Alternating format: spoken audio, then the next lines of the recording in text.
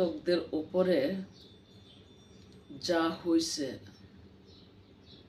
তা নিন্দনীয়। তীব্র নিন্দা প্রতিবাদ জানাই। চাই না কথা বলতে, তবে দেশটাতে যা শুরু করে দিছে, মেটিকুলার ডিজাইনার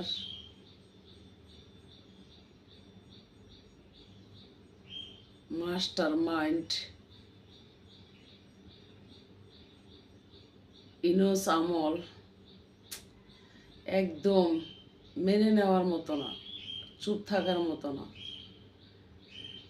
শিক্ষা মেরুদণ্ড ভাঙ্গা গত 5 আগস্ট থেকে গুঁড়ো করে দিচ্ছে। জানি না প্রজন্মদের কি হবে। সবাই বলে না, 2-4টা কথা বললে ভালো হয়। কি করে বলবো? এই দেশে তো বহু গুণী জ্ঞানীরা রয়ে গেছে, তারা কিভাবে এসব দেখার পরে চুপ থাকে সেটাই তো বুঝতে পারি না। যে আজকে যারা ছাত্র সমাজ ক্ষমতায় বসছে তাদের উদ্দেশ্যে বলতে চাই, ছাত্র শব্দটা কোথায় থেকে হলো? কার শিক্ষায় ছাত্র হলেন? শিক্ষক স্যারে কি কখনো ছাত্র হইতে পারছেন? আজকে শিক্ষকদের উপরে এমন নির্যাতন, এমন অত্যাচার, এমন অমানবিক আচরণ, লাঠিচার্জ, তাদেরকে জেলখানায় ভরা, তো কারো কাছে গ্রহণযোগ্য হচ্ছে না। তো আমরা কি করে বলবো? বলার ভাষা পাই না। গতকাল রবিবার দেখলাম আন্তর্জাতিক ট্রাইব্যুনালে বিচার প্রক্রিয়াহীন চলমান জেরা চলছে, সেইখানে কিন্তু সাইবার হামলা হয়েছে। তো অনলাইনের মধ্যে কিন্তু সাইবার হামলা হয়। তো যখন জেরা শুরু হচ্ছে তখন সরাসরি অনলাইনে সম্প্রচার হয়েছিল, কিন্তু সাইবার হামলা হওয়ার পর সাথে সাথেই বন্ধ হয়ে গেছে। তো আমরা কথা বললে তো অনলাইনও ঝুঁকিতে পড়ে যায়। কি করে বলবো? হ্যাকার বেকার বাংলাতে বেশি হয়ে গেছে, অতিরিক্ত হয়ে গেছে। তবে হ্যাকার যেখানে যেখানে আছে লোকেশন কিন্তু পাওয়া যায় তাদের। যেমন আমার অনলাইন বিরুদ্ধে হ্যাকার আমার কাছে ধরা পড়ছে, এখনো প্রকাশ হয় নাই। তারে আর তার বাপেরে কোন দিন জানি ধরা হয় বলা যায় না।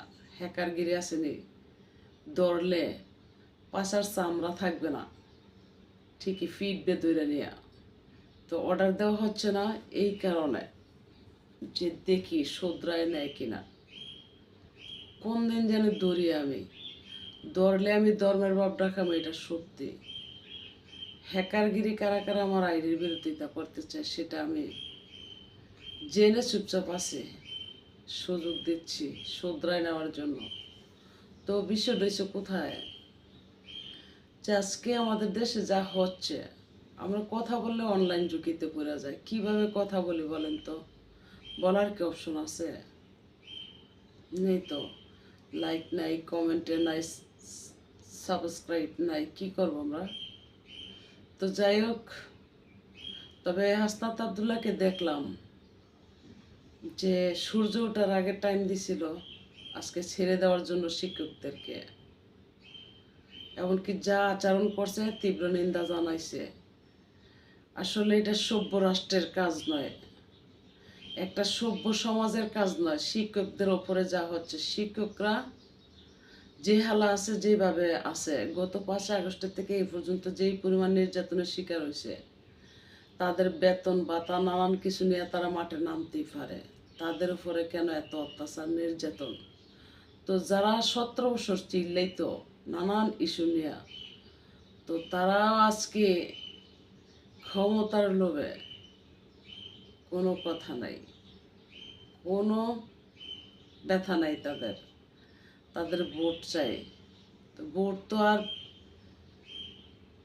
ড্যাগের ভাত নয় যে চামচ দিয়ে নিব আর প্লেটে নিয়ে খাইয়া নিবে। তো ভোট, জনমত, জনতা দিয়ে এলো ক্ষমতা।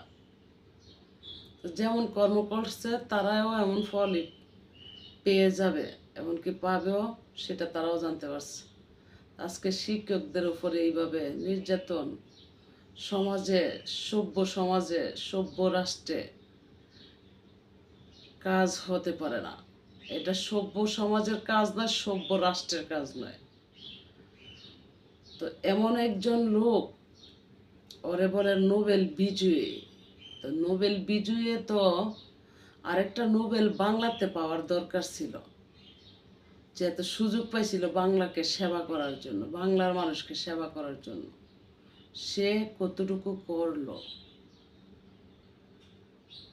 সে নিজেই স্বীকার করে আসছিল আন্তর্জাতিক মহলে গিয়া, জাতিসংঘে বক্তব্য দিতে গিয়া, যে আমাদের বাংলার মানুষ তো কি বলবো, বাংলার মানুষকে বইলা লাভ নাই। তারা সবসময় হুজুগে কান দেয়, গুজাবে কান দেয়, ধোকায় শিকার হয়, পরে নিজেরই বিপদগ্রস্ত হয়। এই যে 10 টাকার জিনিস 100 টাকা কেজি খেতে হচ্ছে, ইলিশ মাছ নামে ফাঙ্গাসই পায় না। তো গরুর গোস্ত 1 কেজির জায়গায় 3 পা খাইতে হচ্ছে। যে যেমনি ফারতাছে এমনি মানুষকে ঠগাচ্ছে, কারণ শাসন নাই। এদিক দিয়ে আইনের চোখ না, আইন বলতে নাই। জনগণের জন্য আইন নেই, আইন আছে শুধু যাদের ক্ষতিগ্রস্ত হয়, দাবি দুবা নিয়ে মাঠে নামবে, তাদেরকে ফিটটা লাঠিচার্জ কইরা নিয়ে জেলখানায় পড়বে। এইলো তাদের আইন। জনতার জন্য আইন নেই, ক্ষমতার জন্য আইন।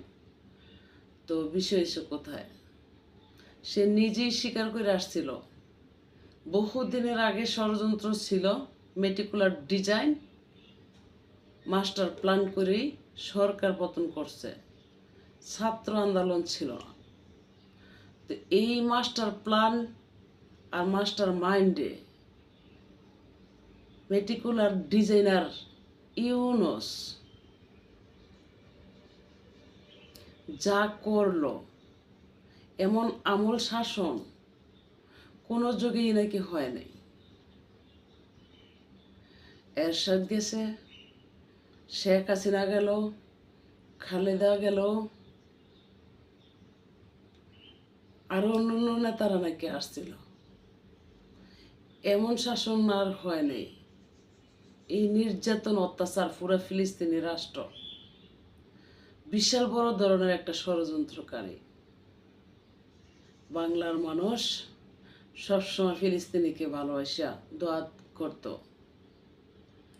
ইরান পাশে থাকতো। ইরান যখন যুদ্ধ লাগছে, সেই দিকে কেউ চোখই দিতে পারে না। বাংলাতে সে শুরু করে দিছে যেন সেই দিকে চোখ না দেয়। এটা এমনই একটা আন্তর্জাতিক খেলোয়াড়। ফিলিস্তিন আর কারো নজর ছিল না। ফিলিস্তিন নারী শিশু হত্যা করার জন্য আরো $100 কোটি দিয়ে আসছে, আইসা বাংলাতে শুরু করছে। সে যে কি, যারা চিনতে পারছে, ওনারে ফাঁসির মঞ্চে তোলা ছাড়া কেউই ডাক দিবে না। সকলেই বলবো ওনারা ফাঁসি দেন, ফাঁসি দেন। আর নয়তো একটা সম্মানী ব্যক্তিকে সকলে সম্মান দিয়ে কথা বলতো। সে কি সম্মানের মানুষ? আসলে সে নোবেল বিজয়ী হয়েছিল কোন দিন? এই দেশের ডিম বেচা পয়সা যে দিনকে কিস্তি করে নিয়ে হাতে নিছে, সেই কিস্তি টাকা দিয়েই এই নোবেল কিনছে। তো ওনার নোবেলটাও মনে হয় নিতে পারে, অং সান সুচির যেমন নিছে, তো ওনার নোবেলটা মনে হয় নিতে পারে। কারণ একটা নোবেল বিজয়ী এমন হতে পারে না। নোবেল বিজয়ীর বিষয়টা সাধারণ নয়, বিশাল ব্যাপার স্যাপার। নোবেল বিজয় সবাই করতে পারে না। তো সে তো টাকাটা কিনছে, সেই তো ছিল একটা আতাবুতা নটাল মানুষ, বুঝবো কোথায় থেকে। মানুষ ডিম বেচা, সকালবেলা ঘুম থেকে উঠটা শাক বেচছে, লাউ বেচছে, সিম বেচছে, ডিম বেচছে কিস্তির টাকা দেওয়ার জন্য। সেই টাকার তো অনেক দাম ছিল, সেই সময় মানুষও দাতাবুতা ছিল। তো বাংলার টাকা দিয়া এই নোবেল কিনা সুনাম বাড়াইয়া আজকে দেশের মধ্যে ঢুকছে। হেতে দেশের মানুষকে এই নির্যাতন করত। সে যদি নোবেল বিজয়ী হয়ে থাকে, শিক্ষকদেরকে কি করে পারে এমন অত্যাচার নির্যাতন করত? কেউ যদিও কইরেও থাকে, সে তো বন্ধ করার ডাকটা দিললে।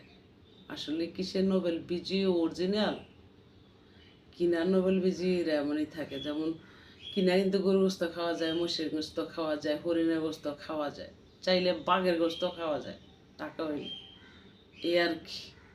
তো যাই হোক, তীব্র নিন্দা প্রতিবাদ জানাই যারা শিক্ষকদের উপরে অত্যাচার নির্যাতন করছে। এটি অন্যায়, এগুলো অবিচার, এগুলো অপরাধ। বন্ধ করুন এসব। জনতা কিন্তু আস্তে আস্তে শুরু হয়েছে না, পুরোই শুরু হয়ে গেছে। শুধু বাকি রয়েছে এক এক জেলা থেকে একদিনে 64 জেলার লোক ঢাকায় ঢুকে ঘ্রাও করা। আর নয়তো কিন্তু নেমে গেছে। অত বাহাদুরি করেন না। যখন সব জায়গা ঘ্রাও করব, সচিব বলে যমুনা যা আছে যেন যেন বসা আছেন আপনারা, তো ঠিকই বুঝবেন কয়দিনে বছর যায়। গত 5 আগস্ট তো দেখছেনই, আপনারাই ঘটাইছেন। তো যাই হোক, কী কথা বলবো ভাইরা, লাইক কমেন্টে শেয়ার সাবস্ক্রাইব করে সাথে থাকেন। দেশের স্বার্থে জনতার স্বার্থে সেটা কথা বলবো, হ্যাঁ বলবো না কেন, বলবো অবশ্যই। যে এত কথা বলি, হ্যাঁ সেবা খাতে আসি, মানুষের কল্যাণে আসি, ভালো মন্দ মিলেই কথা বলবো। এমনটা হইলে আপনাদের জন্যও কথা বলবো। আপনাদের উপরে যদি এমনটা হয় অযথা কারো আমলে, ছেড়ে কথা বলবো না, কথা বলার সুযোগ দিয়েন।